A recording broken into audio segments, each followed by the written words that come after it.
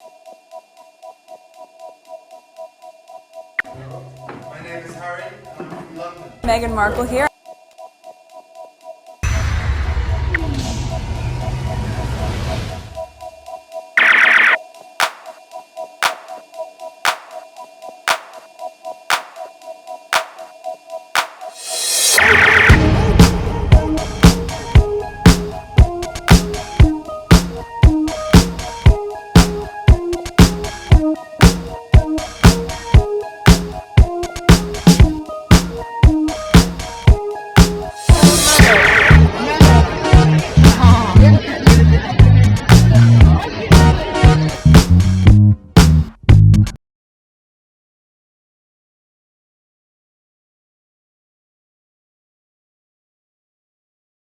Today is June 12, 2026. It is 3:13 a.m. This is my third video.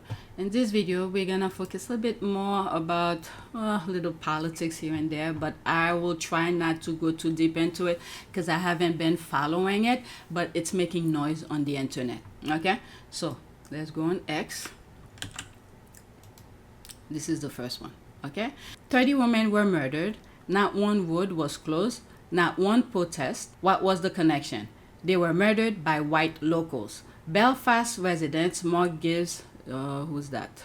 Okay, Ben Kentish, a stock picture of the riot unfolding in his city. Not too long ago, I saw on X, which I share in one of my videos and probably on my community board as well. There were women who were being murdered. I think they were finding them in local lakes or something like that. Okay, earlier this year, or could have been late last year. I remember talking about it. It wasn't even on mainstream media. It was individuals who were posting it on X, and I came across it. Again, I do not know why I share some of these with you, even though if it's in the UK or whatever, but I saw it and I felt like I wanted to share it with you, of all things. And there's this LBS is mentioning it now. Okay, so let's see here. I don't know if it's the same type of connection, but let's listen. It's 1 minute and 20 seconds. Okay, I will not go. Oh, what is that? There's more. Maybe I'll play the. Oh, there's more. Oh my God. Oh, YouTube will block it. But anyway, let's listen. Are you staying safe? Yeah, I'm safe enough because I'm white. Because I'm white. That's the way we are in this horrible world. I'm white. I'm safe. See, if I was a person of colour, I would be terrified. Absolutely terrified. 30 women have been murdered in the north in the last 6 years. 6 years. Beaten, burned, run over, stabbed. Not one road was closed. Not one protest. What was the connection? They were all murdered by white locals. And the thing about it is, Ben, and I'm going to tell you now, this is pro-British people that are doing this. This is Protestant people. Every single attack is in a unionist area. The sociologists need to come in and find out what the problem is. What is the problem? Now, once, I'm not saying there's racists everywhere. I have no doubt there's racists in Catholic areas, but they don't terrorise people the way these people have done. And this has been going on for years. How do you think we've ended up here? Why do you think? Well, this is the right wing in America, and it's just everywhere you go. Blame it on the blacks, blame it on this, blame it on that. Okay. Like I've said, it's everywhere. As I'm listening to it, in my humble opinion, I know who's exactly after that, because this is how they want the rest of the world to be. That same group who came to the United States, who claim they have issues with black Americans. Video of the Israeli government holding a private convention here in the United States. One of the people in attendance at this secret meeting was Judith Varnai Shorer. She's a former Israeli consul general who was operating out of Atlanta. She was one of the main people saying that the biggest problem that they had was young black people in the United States. But don't worry, they've got some black leaders on the payroll. The major problem of Israel is with the young generation of the black community. This was an Israeli government official who was saying this, not some low-level operative or some rogue member of their diplomatic corps. This was a senior member of their administrative government who was saying this on American soil. Their biggest problem wasn't Hamas or Hezbollah or the Palestinian Authority or Syria or even Iran. She said that Israel's biggest problem was young black people in the United States. They're the most likely the mastermind behind it, with connection of the 1%ers in that area. Alright, so that was a video I saw here. I don't know what they're saying. It's not on my list, but I'll share it with you. Okay, so 1:20. Are you staying safe? Okay. Yeah. So this video is the same as that one. So let's play that one now. Let me go into it. Let me pause. Okay. What will be done to stop the importation of an alien culture that thinks it's appropriate to try and behead someone in the United Kingdom? And for 6th time, Mr. Ben couldn't answer. These your politicians don't have your interests at heart. And the thing is that, okay, and this is something I've said in the past. Many of those people who's fleeing their homeland, they are not fish. They do not live in water. You have, let's say, look what happened in the Middle East. They literally went in their homeland. Okay, those Jewish went to Palestine. They welcomed them, and look what they did. Just look at the screen. They literally sabotage, dismantle, burn everything down. Now, and then, I'm not sharing this, they're shooting at the kids. They go everywhere creating like destruction after destruction. People are running to safety. And then when they go to, let's say, the UK or any other country, they prevent them from coming in. Oh my God, this needs to stop. Unbelievable. All right, let's listen to that. And she reminds us of this question put to you by Northern Ireland MP Jim Allister earlier this week. What will be done to stop the importation of an alien culture that thinks it's appropriate to try and behead someone within the United Kingdom? Sure, State. Well, I would say I'm sorry that the honourable gentleman used the word alien culture, because what exactly is he referring to? Well, of course, you enjoy parliamentary privilege, so I need to talk about an alleged beheading. But if I move you more globally away from what might or might not have taken place in Northern Ireland... Keep in mind that previous video that I was just sharing with you, they say about 30 women have been killed, murdered, and stuff like that. They don't report it. But yet they're claiming it's the other people who's bringing the savagery into their home country, but when they already are the savages. All right, let's continue. Elsewhere in the world, is beheading an alien culture? Well, look, we need to let the criminal justice process... I've just said I've moved you globally. Mr. Ben, I have moved you away from that. I've specifically said that. We're not talking about the United Kingdom. Globally, is beheading an alien culture? Well, seeking to behead an individual is absolutely abhorrent. And is it an alien culture? I think from all countries would condemn it. The point I was trying to make... So it is an alien culture, Mr. Ben. Hang on. The point I was making in the House of Commons, and the reason I picked up on the point, the wording alien culture, is that what is that saying about, say, people who come from a particular country in another part of the world? Because perhaps we'd like to contrast one individual who appears to have come from Sudan, originally engaged in this terrible... Well, I've tried not to speak about that because I want to talk more globally, sir. Is it, I'll ask for the 4th time, is beheading an alien culture, Mr. Ben? It is abhorrent, and of course it is. It's a terrible thing to do. So it is an alien culture, Mr. Ben. At the same time, Nick, there are people from countries. There's probably a surgeon from Sudan, as you and I speak, who is operating on someone in a hospital. I'm not talking about a surgeon from Sudan, sir. I'm asking whether beheading, for the 6th time, Mr. Ben, is beheading an alien culture. I have answered your question. It is or it is not? It is alien to all right-thinking people. All right. As I'm listening to this, all I'm thinking is, guess what? They're not talking about the royal family. They probably, whew, thank God they were getting so close, because let's say from last week or the week before, everything was, a good portion of the media was talking about how the royal family was grifting the people. So they just shift the direction. They use one situation and they blow it up, you know, to get the attention away from them. All right, so let's go to the next tweet. Okay, so there's that here. This hasn't gone viral the way it should.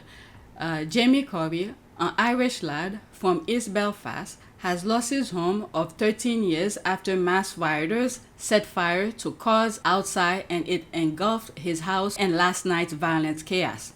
He stood right there and begged one of them, "This is my house, this is my house." They didn't care. They burned it anyway. They've done it to one of their own. These racist, uneducated thugs and street urchins destroy everything in their path. They don't care who gets hurt, locals, family, their own community, just mindless arsonists ruining innocent lives with no excuse. This is why I'm like, I hope Haiti is paying attention. Every black and brown countries should take control of their infrastructures, their government and everything, and control these people who come into their in their country, because they're going around the world and they want to control everybody. And then when things like that happen in their own homeland, it's unbelievable. Let's listen to this. It's 1 minute and 11 seconds. Right over there and watch the whole house go up. How are you feeling about that? I've lost a home, mate. 13 years out here, and that's gone. The house is wrecked, mate. The whole house is completely destroyed. Oh my God. From top to bottom, it's literally all gone. And did you see footage of, I mean, you were standing across the road watching it happen? Yeah, I seen the car was here even before it went up. It was a real car, and I seen him leaking it. I told him, this is my house, this is my house. I knew it was going to catch fire. And so they were setting fire to the car, but then clearly then... And then that one there, and then it was a red one that caught fire the whole house. It was all the sparks and all flying. It was actually the door went off first, and then I knew straight away I was it gone. Was there anyone in the property? No, the property was completely empty, no. That's what I says, I was standing there watching it. And literally told them before they lit the fire, I says, this is my house here. I'm sure they didn't care anyway, did they? What's your message to the people who have wrecked your property? And They've done it one of their own. One of their own. I understand they're all angry and all that, but You I understand just why lost a they're home. angry? So that's he stood right over there and watched the whole house go Okay, up. it's playing over. So that's him here. That's his picture. Oh my God. You know what that reminds me? There's a video I saw. This guy in the Middle East. He was crying like a baby. Probably around this guy's age. Slightly older maybe. He said he spent his entire life building the home that he had in the Middle East. Just when he finished it, Israel bombed it. He was crying like a baby. I just felt it in my bones. That's what this reminds me of. Okay? Oh my goodness. What is that? Pujimi is the one color and nationality. Police evacuate a Muslim family in Belfast following anti-migrant riot. Okay, let me move on. Okay, so we are into FIFA. All I know is there's a mastermind behind it who's boiling it, make it even worse. Okay, one killing does not eliminate the other one. All right, so violence should not be. All right, so we are into this topic here. Breaking. Canada has confirmed that referee Omar Abdulkadir Artan, who was denied entry to the United States, is welcome to officiate matches in Vancouver. He looks so young. How old is he? Let me look him up. Lately, let me go to Google. Why this? Okay, I need my husband to look at this. I don't know why this is becoming my homepage. Alright, how old is he? Okay, let me just... I don't know. Oops.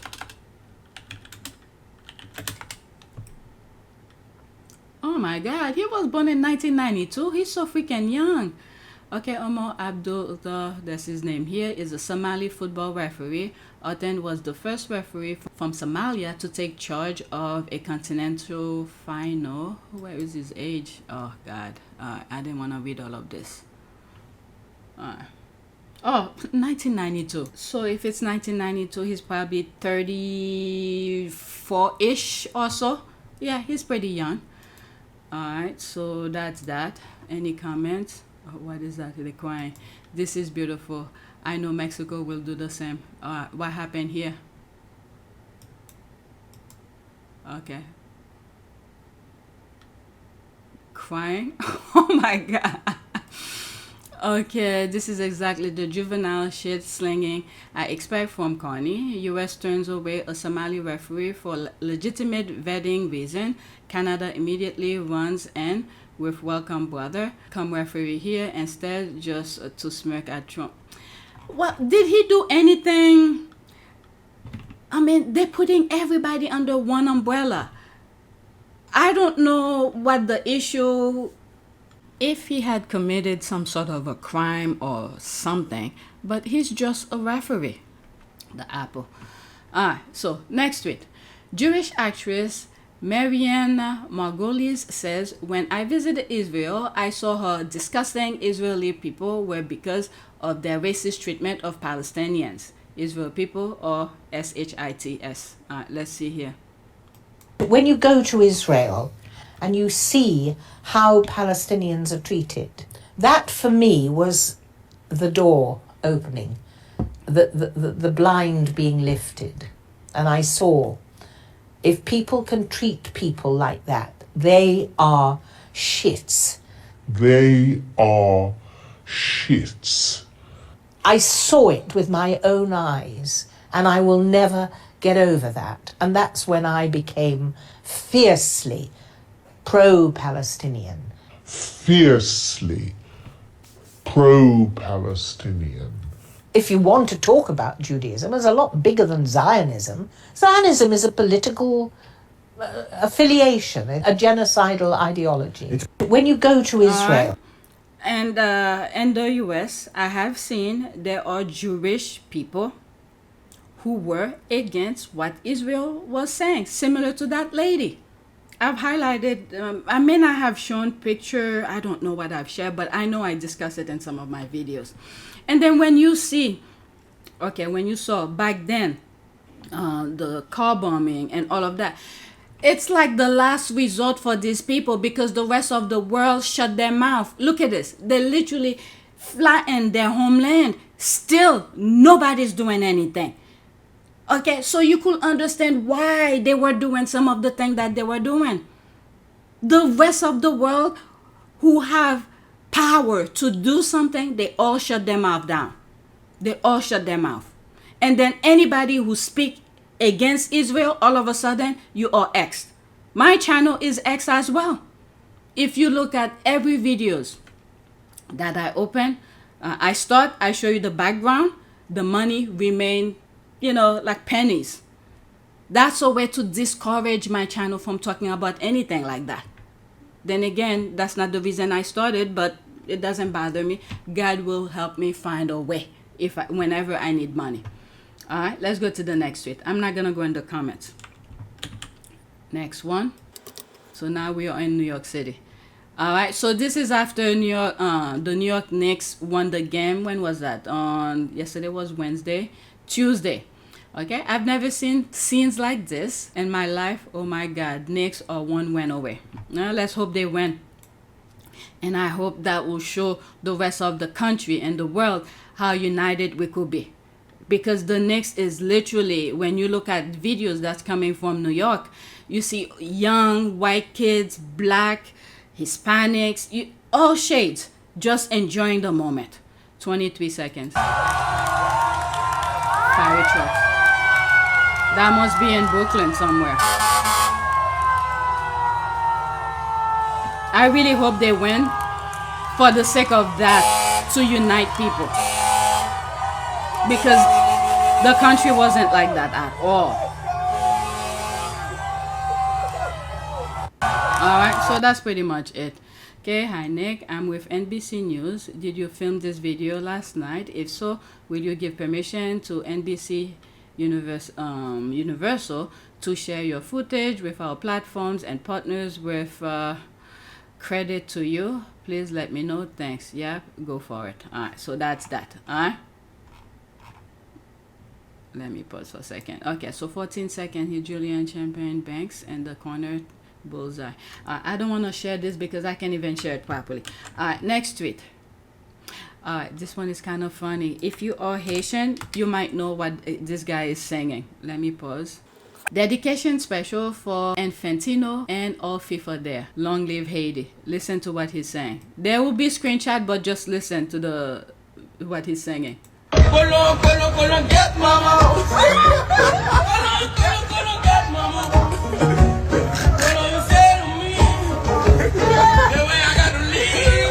Get mama to do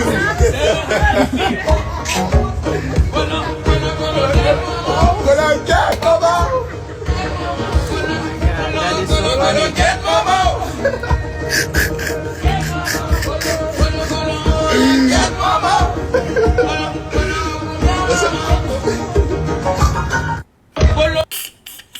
I believe that's a curse. That's me laughing. All right, so I think I'm done with whatever I have. Let me add one more or two more, and it will be it. It's about Albania. Okay, I have a long list with Albanian thing. I just never have a chance to share them. Okay.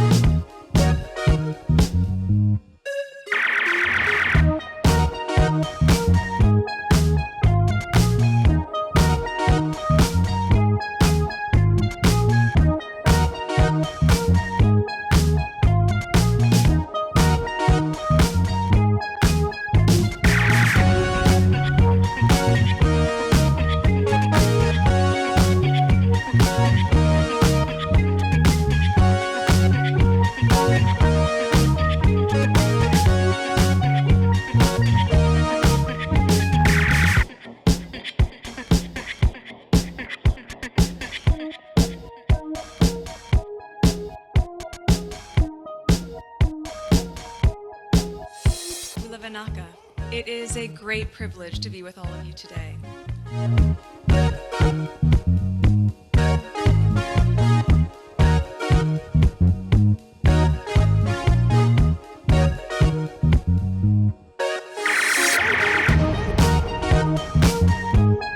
You know, we ask for forgiveness and please come back.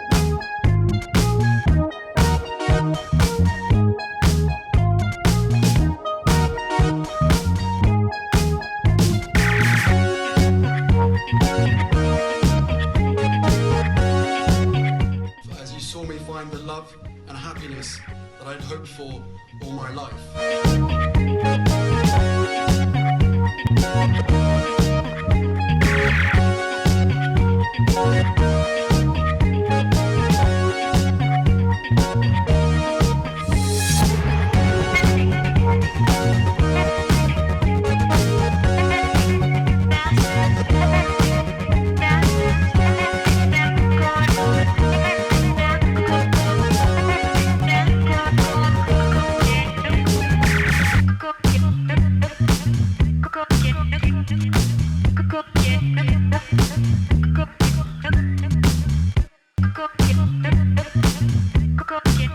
are all in this together. And if I may speak personally, we are all in this together.